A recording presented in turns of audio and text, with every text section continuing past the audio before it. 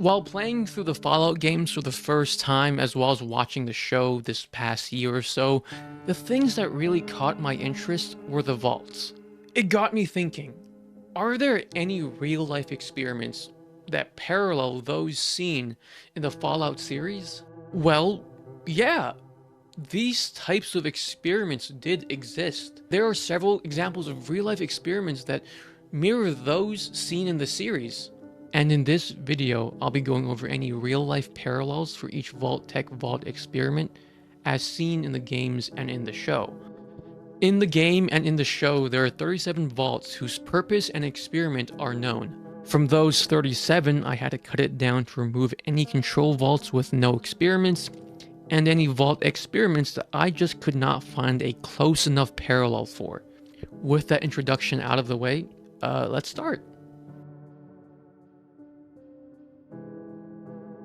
Vault 4's purpose was to see how a community fared when led exclusively by scientists. The scientists had full control with no limits on their power and were able to perform unethical experiments on the Vault residents. This echoes technocracy, a belief that government should be led by people who are technical and intelligent. Leaders were to be chosen based on their intellect, knowledge, and skill set. Decisions were to be made using data and objective methodologies. There was an entire movement in the United States, the Technocracy movement, that was a response to the Great Depression. Leaders of said movement believed that apolitical engineers should be in control of the industry and the economy, and would prove better than businessmen with their own personal interests. While garnering some popularity, the actual idea didn't come into fruition and became obsolete, with some crediting that to the rise of Roosevelt's New Deal. All the vault dwellers were told they had to sacrifice one person in the vault every year. If they didn't, they would all perish. Unbeknownst to other vault dwellers, it was just a lie. And if they refused to, they would be celebrated for valuing human life and the vault door would be open. The closest real-life parallel to this is the Milgram experiment that took place at Yale University. The purpose of the experiment was to see if participants would be willing to harm someone and to what extent if a figure of authority told them to. The experiment had 3 people. One was the teacher, one the supervisor, and one the learner. All 40 of the participants in the experiment was assigned to be the teacher, with the supervisor and learner being actors. Going in, the participant wasn't told what the real purpose of the experiment was. Instead, they were told the point was to see if shocking someone would improve their ability to learn. The real purpose was to see if normal people would obey an authority figure when their instructions go against their conscience.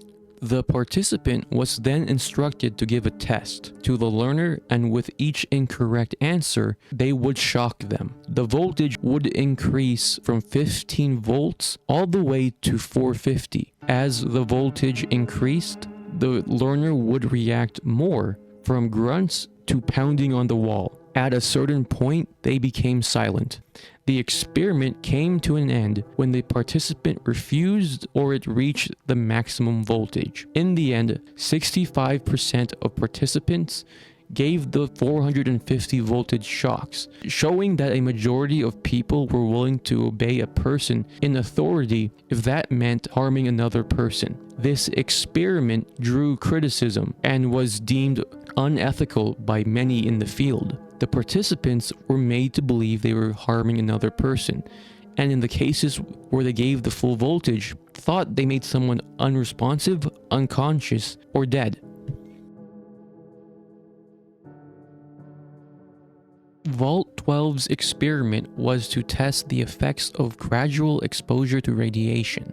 This was done by making sure the door wasn't fully sealed. To get as many people to live in the vault, they marketed all of its amenities, its protection, and its ability to bring in 15,000 gallons of fresh water. When everyone was finally in the vault, they were exposed to radiation and eventually became ghouls. In terms of real-life parallels, there was a lot to pick from.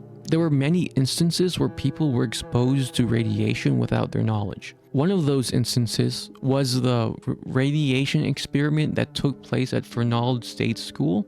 MIT, in partnership with Quaker Oats, did nutritional studies where they would put radioactive tracers in children's food without their consent. These tracers would track the absorption of calcium and iron because MIT wanted to see how humans took in minerals and vitamins.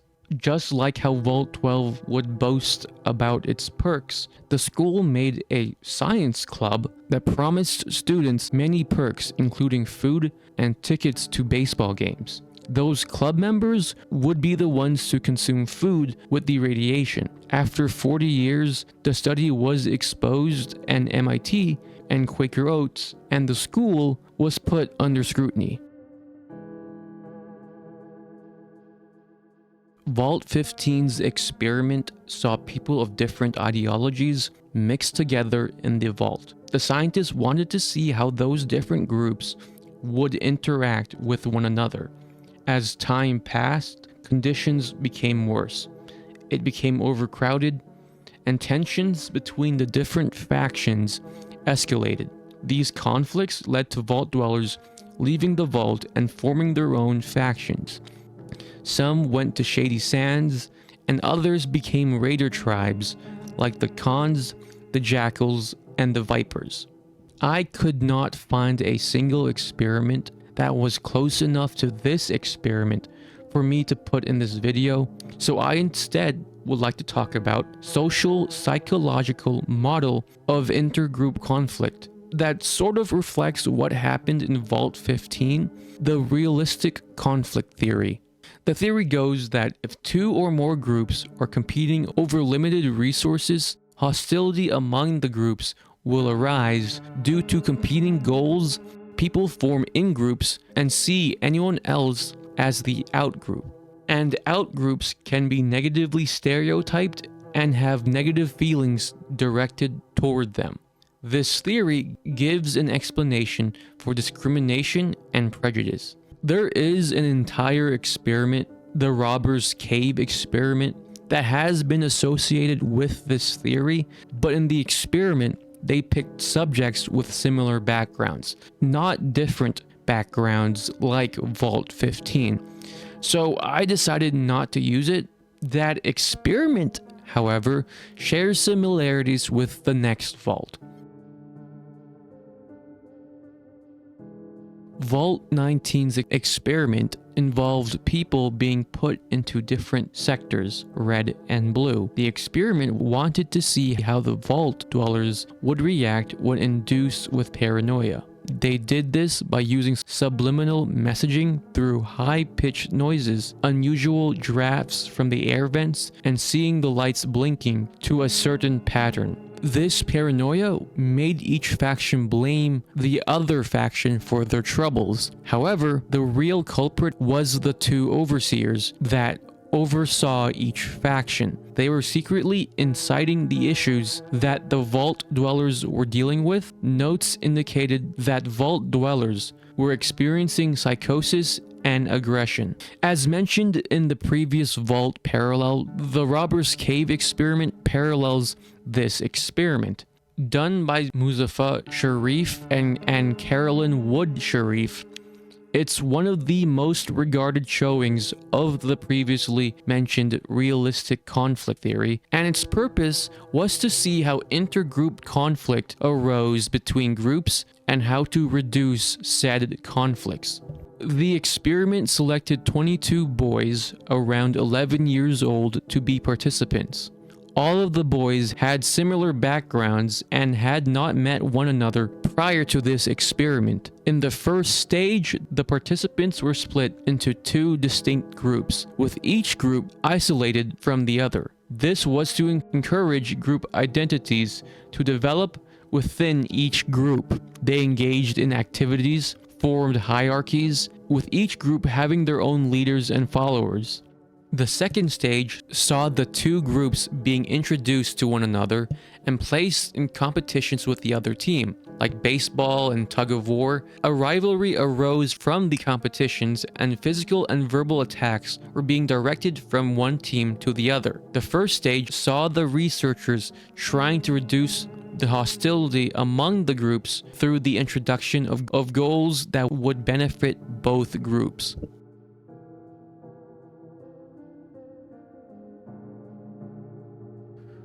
Vault 21's experiment involved making everyone equal, with all disputes being settled through gambling. While there isn't a real-life society that is solely governed on luck, the closest thing I could find was sortition. Sortition is when government officials are selected by random, usually by lottery.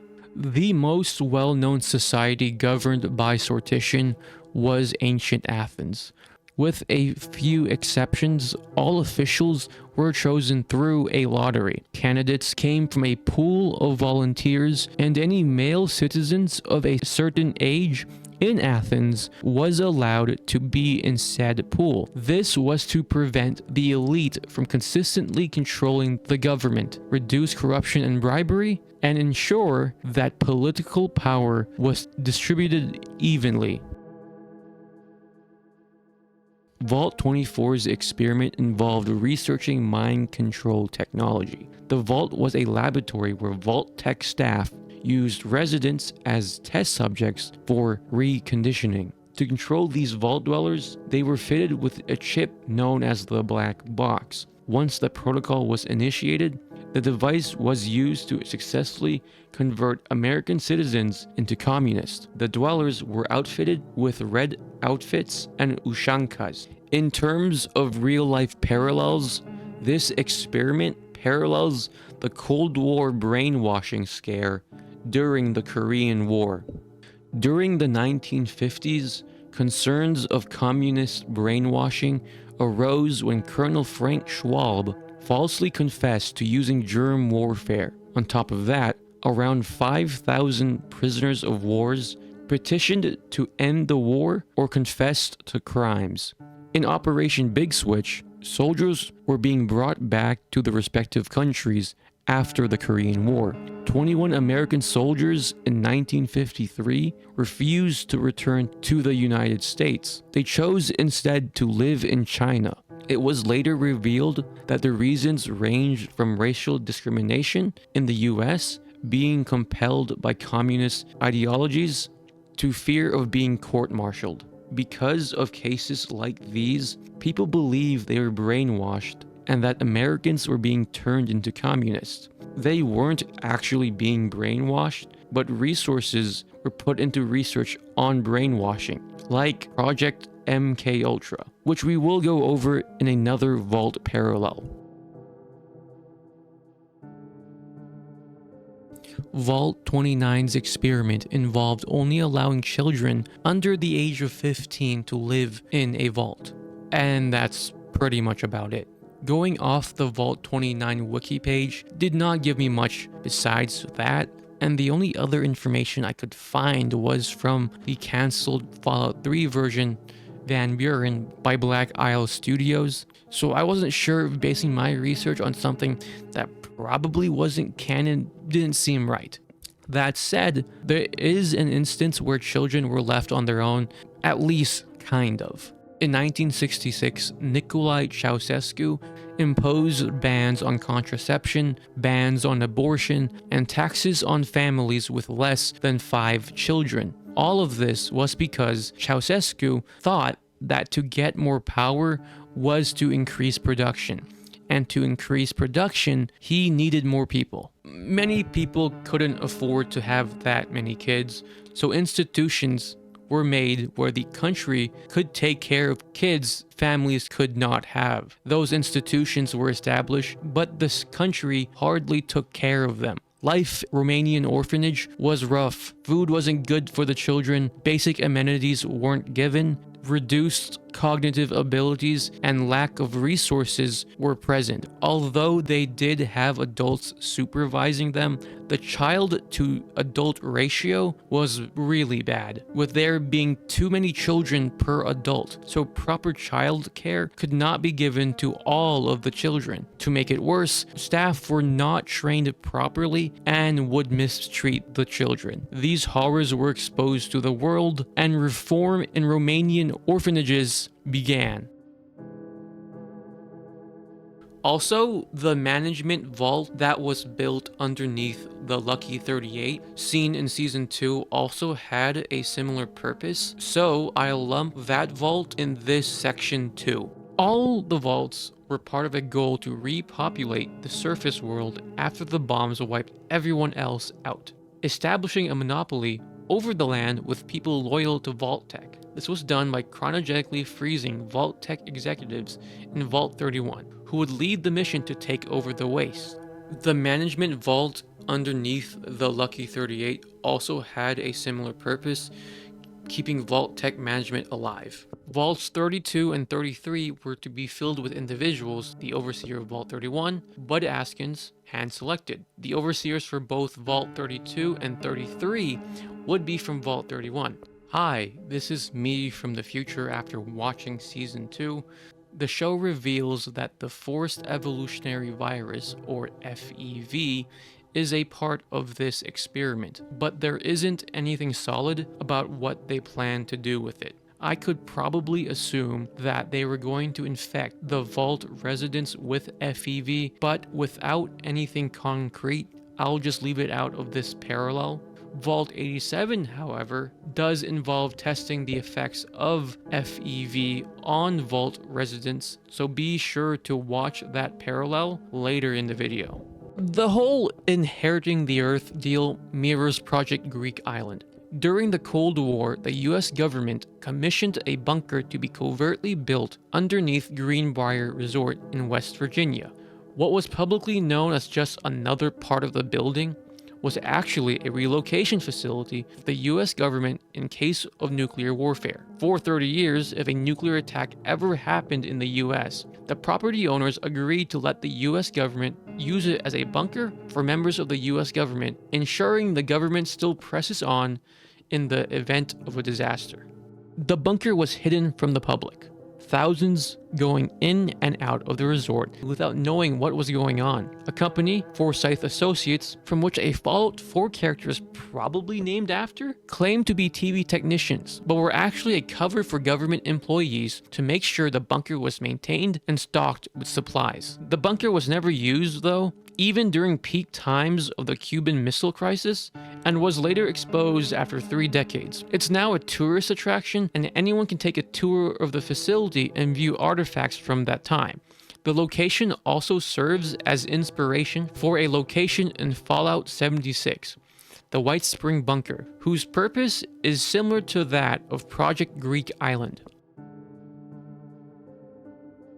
Vault 63 was built by Hugo and Cassidy Stolz, and its purpose was to secure power in a post-nuclear war world. They knew Vault Tech wouldn't approve of a vault that was only for 2 people, so they promised to use it as a research vault that would aid Vault Tech in establishing societies post-war. These technologies include weather control and Guardian robot. A bunker whose purpose was to ensure the US government still has power and be able to continue after a nuclear war was already discussed as a parallel for Vault 31, 32, and 33, so I'll be focusing on tech they promised that would be built in this vault. As strange as it sounds, weather manipulation does exist today, and multiple countries use it. One method, called cloud seeding, is a weather modification process that can increase the chance of rain or snow. It works by releasing substances like silver iodide or potassium iodide into already existing clouds. These substances help ice crystals form in clouds. The ice crystals then grow by absorbing moisture, becoming heavy, and fall as rain or snow. In terms of these guardian robots, parallels can be seen with what DARPA, the Defense Advanced Research Projects Agency, are doing. Atlas, produced by Boston Dynamics and overseen by DARPA, is a humanoid robot made for search and rescue operations and can perform a multitude of tasks, even in environments where humans can't. Big Dog, or LS-3, the Legged Squad Support System, is a robot designed to follow troops and carry heavy gear with them, up to 400 pounds.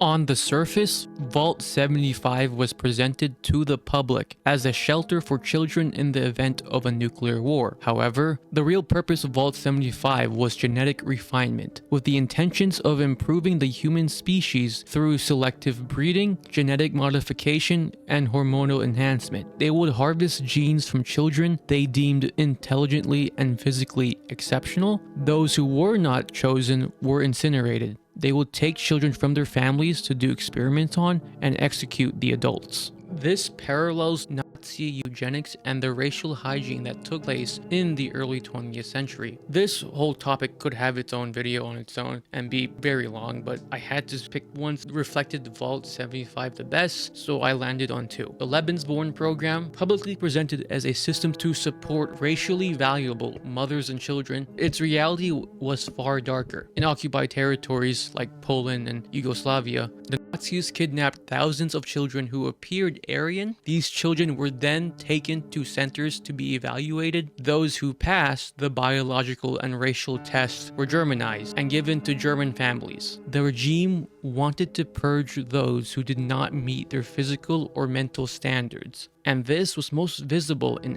Aktion T4. The Nazis categorized individuals with physical disabilities, mental illnesses, or chronic conditions, calling them life unworthy of life. Selected individuals would be sent to hospitals and would be gassed. Once they passed away, the bodies were incinerated to hide the evidence, even sending families a fake cause of death.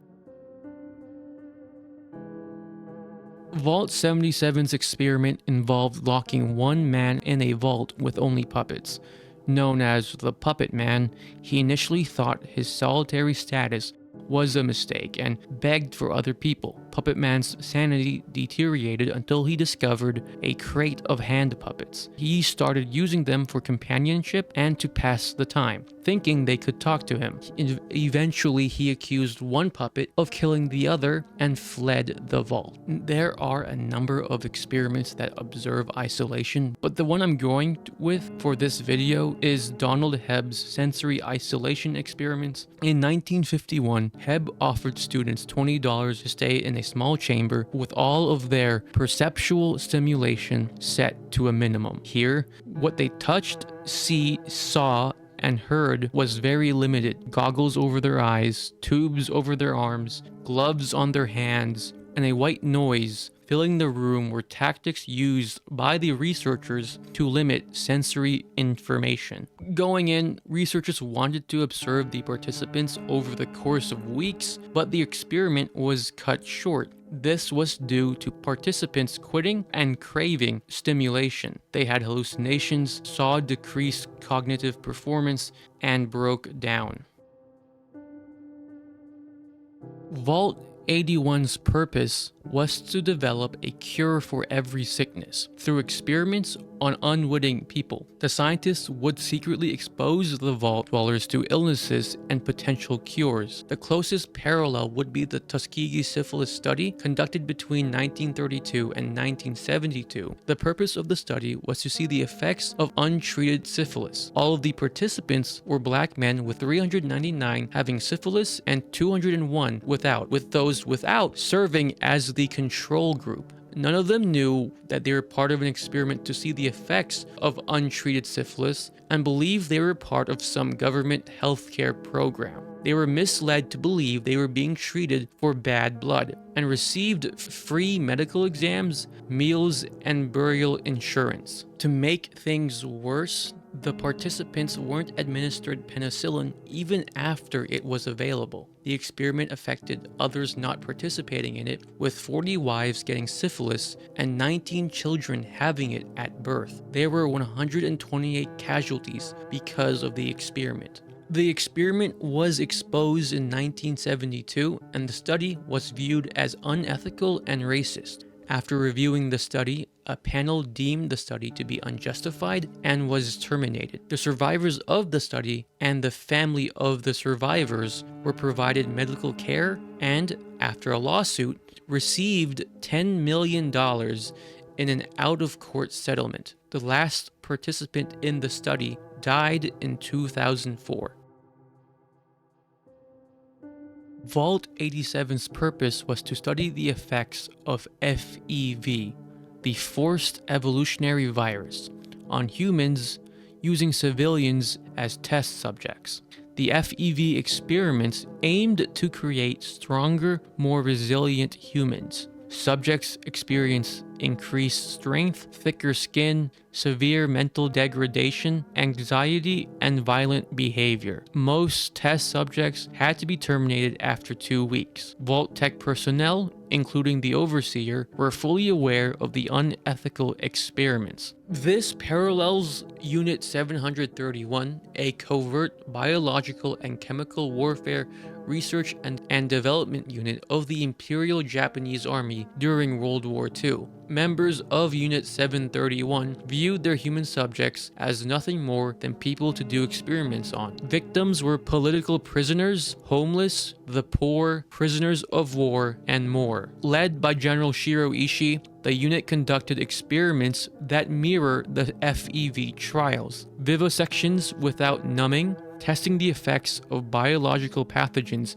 like the bubonic plague and anthrax, and pressure chamber tests to see how much the human body could endure before bursting. The data gathered was strictly for the pursuit of military dominance, disregarding every possible ethical boundary in the name of scientific progress. The experiments of Unit 731 only came to light after the war. However, in a final parallel to the moral bankruptcy of the Fallout universe and the experiments Vault-Tec conducted, many of the lead scientists of Unit 731 were never prosecuted for their crimes. Instead, the United States government granted them immunity in exchange for the data gathered from their human experiments. I group these two together because they both parallel the same thing, so I figured it would be easier to talk about them in the same section. Vault 92's experiment included testing white noise to make people aggressive. The Vault intentionally attracted musicians equipped with extensive sound and recording equipment. The public-facing purpose was to preserve musical talent during the war. Once the vault was sealed, the residents were subject to white noise, and the researchers were testing if they could implement subconscious combat suggestions in the vault dwellers. At first, subjects began to suffer severe mental damage. Within weeks, many were dead. What was kept a secret was that everyone in the vault was being exposed to the white noise, not just the residents. Half the vault died before a researcher decided to confront the overseer. Vault 106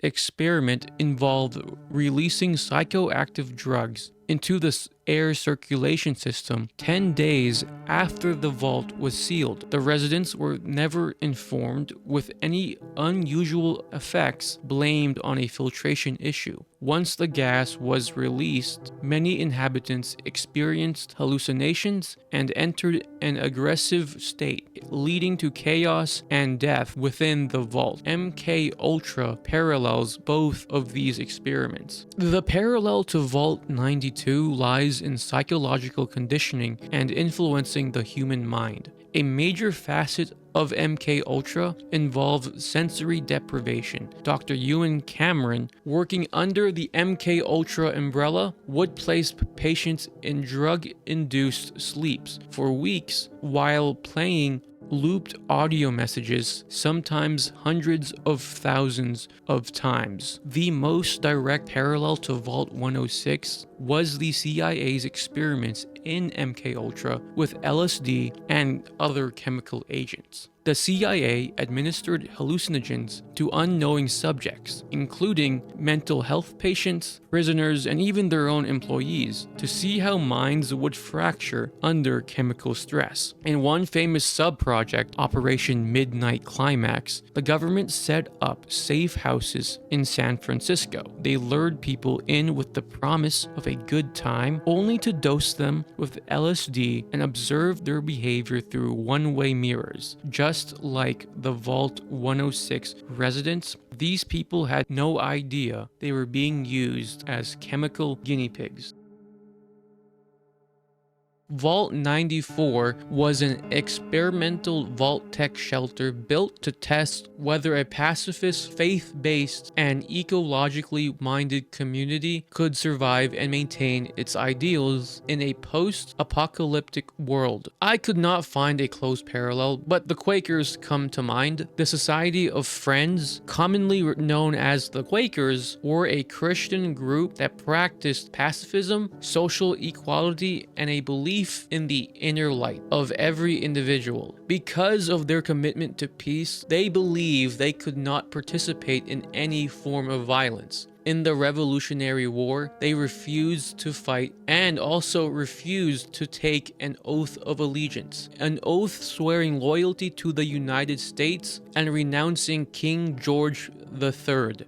They also provided aid for both the Americans and the British. Because of this, Quakers were sometimes suspected to be spies for the British, or jailed, and their property was seized for their refusal to aid in the war. Vault 95 was a rehabilitation facility for individuals who are recovering from drug addiction. They followed a rehabilitation program and were encouraged to remain sober and were put in an environment with zero drugs.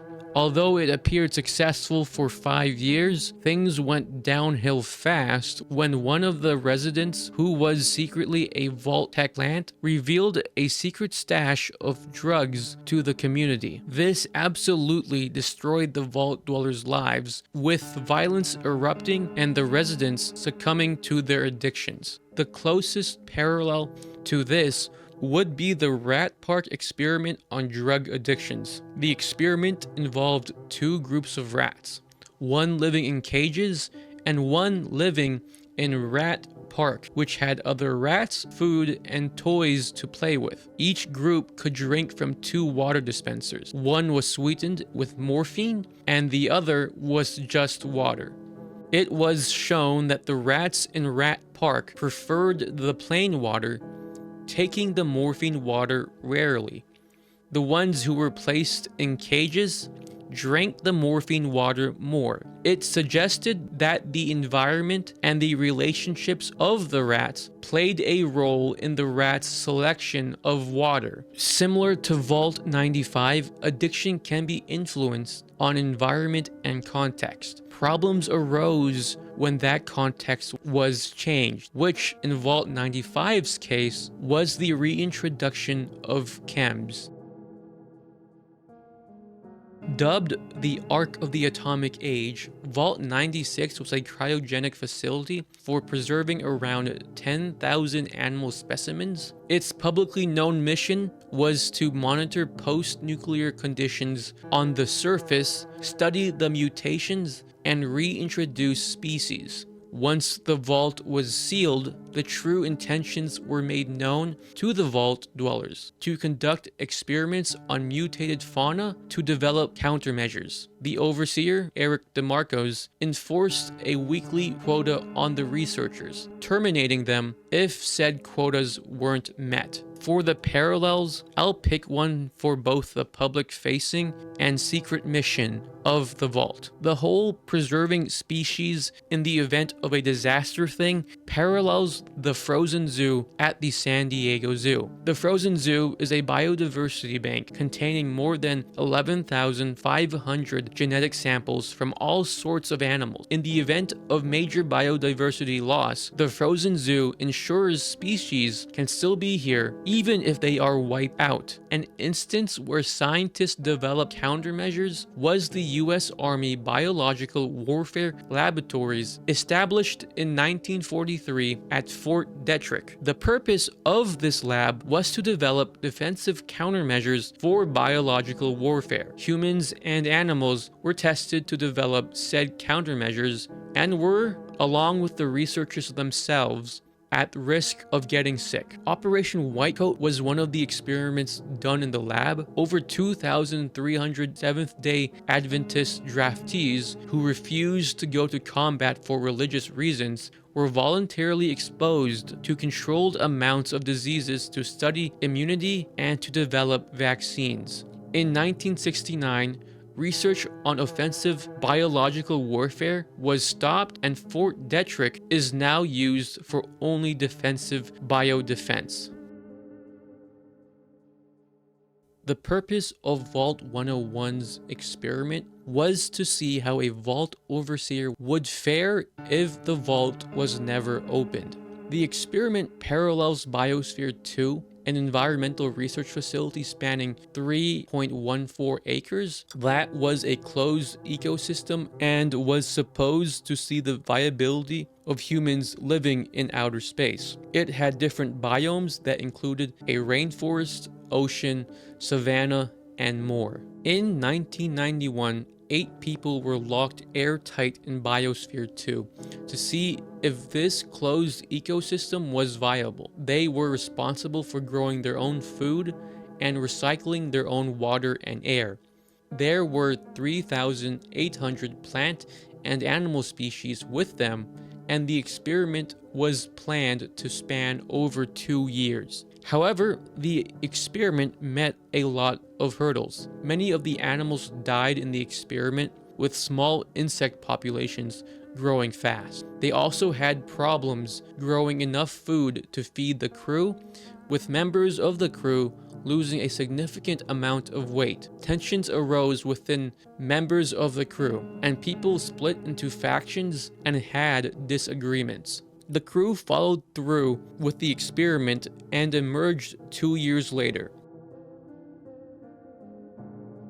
Vault 108's experiment involved leaving management positions to be filled by a terminally ill overseer, a power supply that was set to fail in 20 years, and the armory was provided triple the standard amount of weapons. Scientists within the vault also took part in cloning experiments. They cloned a man named Gary, and every subsequent clone after the first became increasingly more hostile towards the other previous clones.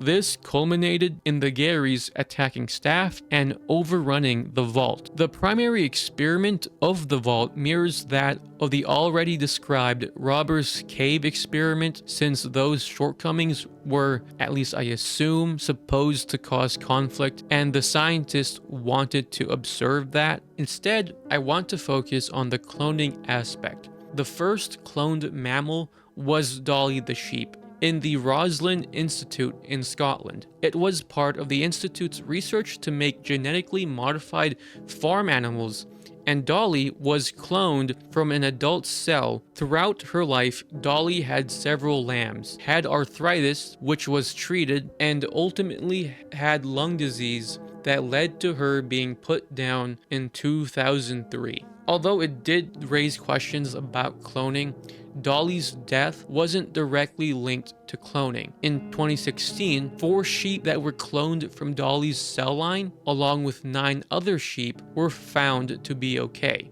If you want to see her, Dolly the sheep can be found taxidermied in the National Museum of Scotland. Vault 111 involved freezing vault dwellers in cryopods without their knowledge. Here, they would study the effects of long-term stasis. There were a lot of experiments related to cryonics that I could have picked from, but the ones I was looking at didn't seem to be enough of a close parallel, or didn't really seem to be interesting to me. Also, cryonics seems to be something that is met with a lot of skepticism. Instead, I'll just go over a company who does cryonics, the Alcor Life Extension Foundation. After legal death, people can be frozen in liquid nitrogen in hopes they can be brought back in the future. They hope that whatever condition they have could be cured later in time. As of the time of me writing this, and according to their website, they have 1,535 members and 252 cryopreserved patients over the course of 53 years. This isn't cheap. $222,000 covers putting your body in stasis, and $80,000 for just the head. Then there's member dues that are based on your age, $60 a year for people aged 0 to 17, $200 for 18-year-olds who are new members, and your age multiplied by 15 for anyone 19 and up. Most members sign a life insurance policy to help pay Alcor for their services. Just like cryonics as a whole, Alcor draws a lot of skepticism. As of right now, there isn't enough evidence to back cryonics, and in a CNBC interview, even the then Alcor president and CEO, Max Moore, can't make any promises besides that they will preserve the body.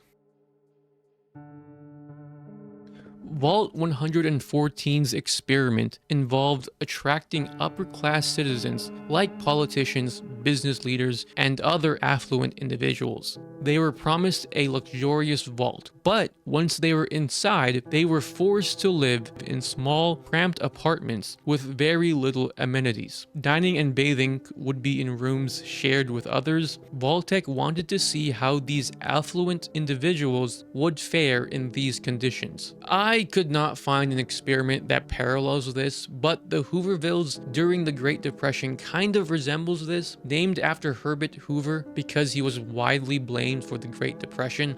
Hoovervilles were makeshift impoverished towns built during the Great Depression, when homelessness rose quickly when the economy took a downturn. People lost everything, including their homes and jobs, and went into poverty and weren't able to afford rent. Just like Vault 114's dwellers were stripped of all of their riches and forced to live in less than ideal conditions. From here, people built homes from anything they could find, including metal and cardboard. Conditions were terrible and unsanitary, and citizens had to rely on begging or charities for food.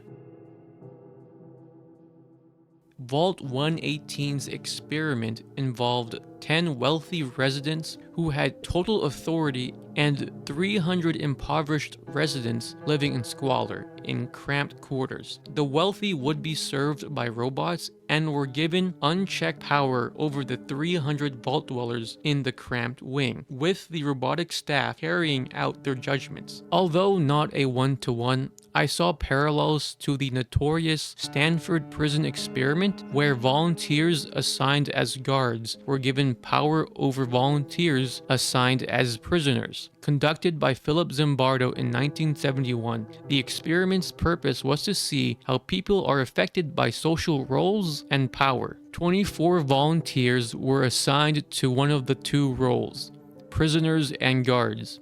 On the day the experiment started, the volunteers assigned to the role of prisoners were arrested with assistance from real police officers and brought to a mock prison. Cells were really small with little accommodations. The guards and prisoners had to wear certain clothing, the guards wearing identical uniforms with a whistle and a billy club, and the prisoners were stripped down and forced to wear loose garments, wearing sandals and chained by one of their ankles. The prisoners were only addressed by an ID number and were treated as if they were real prisoners. The guards were told not to harm the prisoners, but just told to maintain law and order. All sorts of punishments were dealt: push-ups, prisoners being split into different cells, a fire extinguisher was used on them, and cleaning toilets with bare hands. The study was cut short by the researchers due to abuse of power by the guards, the deteriorating mental states of the prisoners, and after a lawyer was brought into the mix. 2 prisoners were let out during the experiment due to concerns of their well-being. Thanks to anyone who made it this far into the video. This video is not as polished as some other things on this platform, but hopefully I get there. This channel will be a work in progress, so hopefully in time it becomes better. Again, thanks for watching. If you're interested in this type of content, not just Fallout related, where I compare and relate real life to video games and other forms of media, I do plan to make more videos like that. So if that's something you like, be sure to like, subscribe, comment, share, all of that. It helps me out and you'll know when I upload something new. Bye.